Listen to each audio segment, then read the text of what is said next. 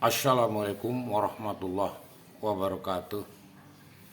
Semoga kita dapat menuju takwa ya, yang diharapkan melaksanakan perintahnya, menjauhi larangannya. Pada mereka yang sakit semoga cepat sembuh. Kesembuhan itu bisa berkumpul untuk keluarga, bisa melaksanakan kegiatan-kegiatan. Melalui media sosial ini saya memberikan edukasi yang biasa ya, orang sudah tahu semua. Kurban.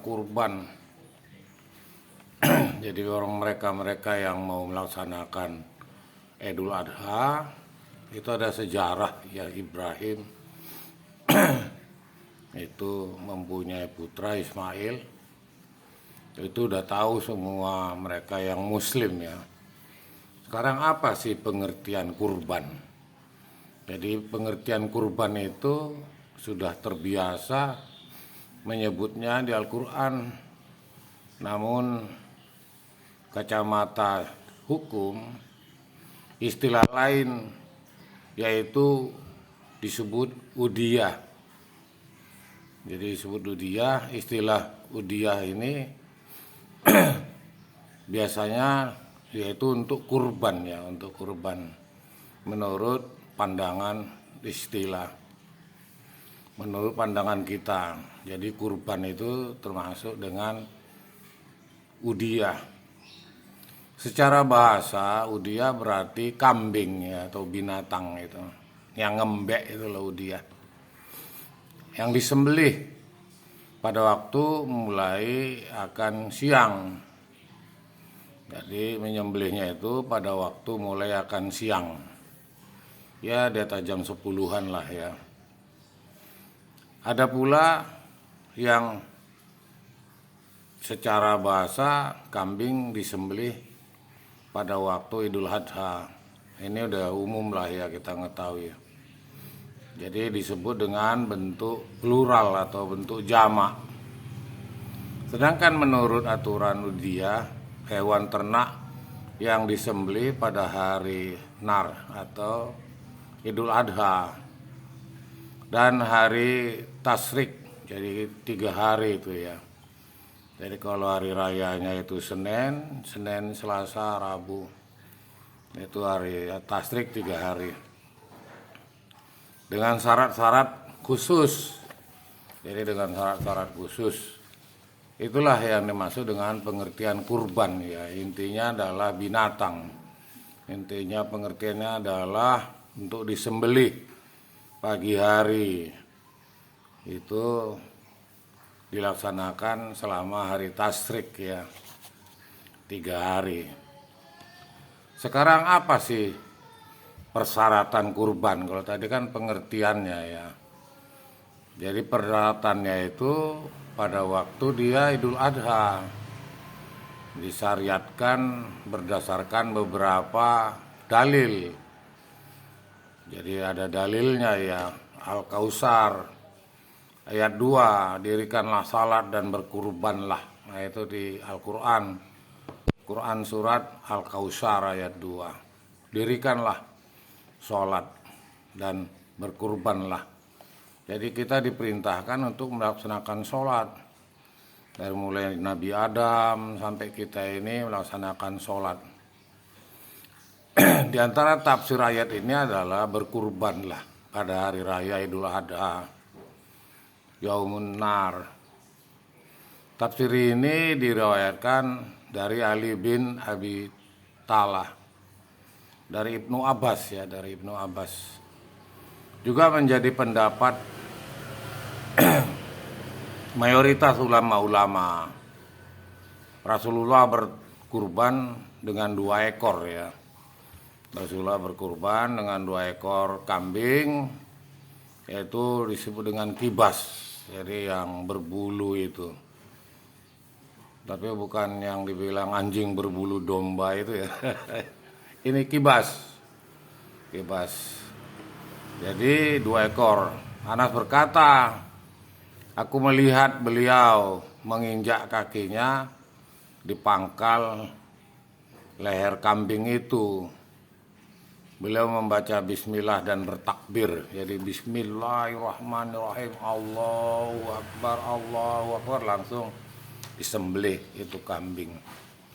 Jadi pengertiannya itu tadi kita sudah tahu, pengertian kurban. Sedangkan tadi persyaratan kurban juga kita sudah tahu dengan membaca bismillah dan bertakbir. Mohon maaf batuk. Kalau ini tidak dikerjakan berarti tidak memenuhi syarat ya. Tidak memenuhi syarat. Nanti kita bicarakan bagaimana giginya, bagaimana cakarnya.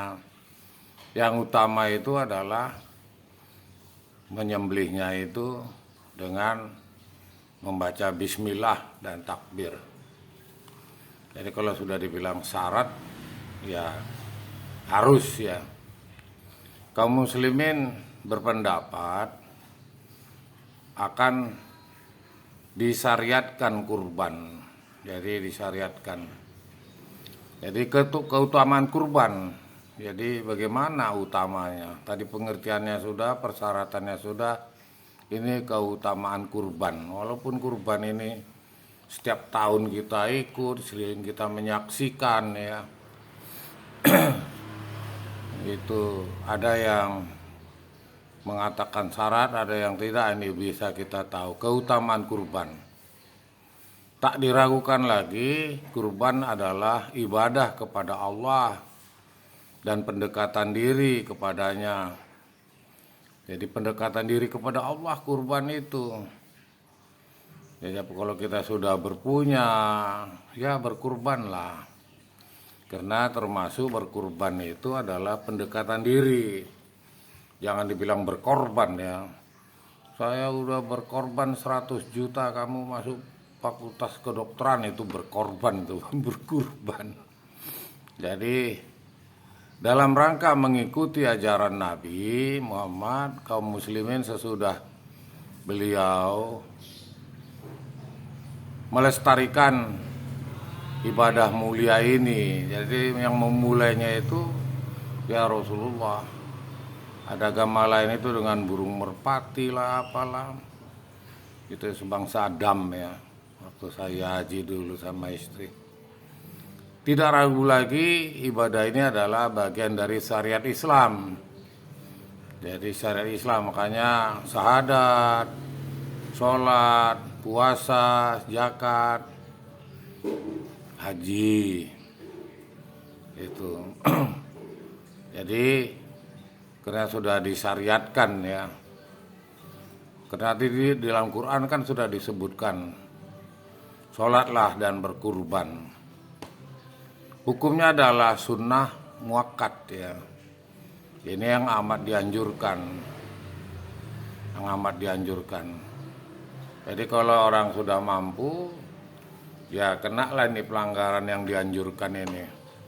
Menurut mayoritas ulama, ada beberapa hadis yang menerangkan fadilah atau keutamaannya. Namun tak ada satupun yang sahih. Jadi bagaimana kalau orang miskin itu dia penjual kue ikut berkurban, itu sah-sah saja. Bagaimana pula yang anak SD, SMP, SMA 50 ribuan berkurban, ya itu sah-sah saja. Nanti Allah yang tahu. Bisa saja kita bilang itu adalah belajar kurban, sah saja. Yang paling tidak baik itu tidak melaksanakan. Tidak melaksanakan. Jadi bisa kita lihat keutamaan dari kurban.